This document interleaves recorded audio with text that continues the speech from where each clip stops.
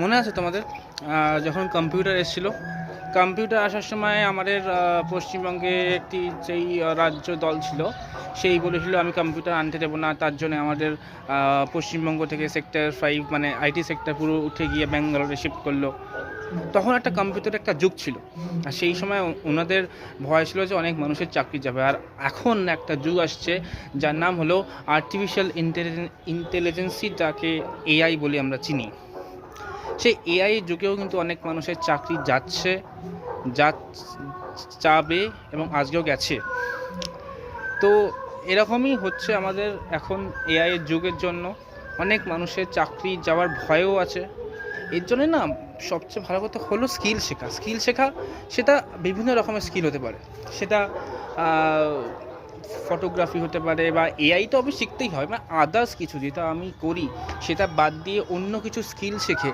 কারণ যদি কোনো দিন কারোর চাকরি চলে যায়, তো সেই সময় সেই স্কিল দিয়ে সে অ্যাটলিস্ট অন্য একটা কাজ শুরু করতে পারবে। মেবি এমনও হতে পারে যে সেই স্কিলের জন্য সে নতুন একটা বিজনেসও শুরু করে দিতে পারে।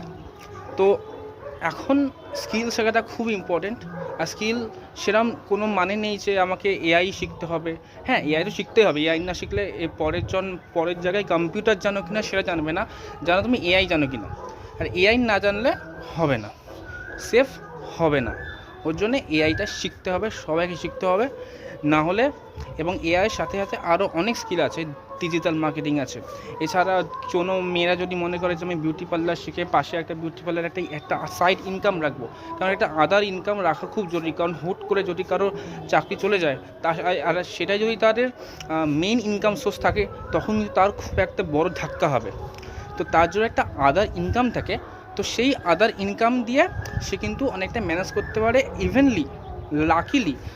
সে যদি সেই আদার ইনকাম সেই স্কিলটাকে যদি আরও ডেভেলপ করতে পারে, মেবি হয়ে যেতে পারে সেই স্কিলে সে হয়তো একটা নতুন লাইফ খুঁজে পেল, নতুন বিজনেস করে তার নতুন একটা জীবনের একটা নতুন চ্যাপ্টার শুরু হয়ে গেল, তাই না?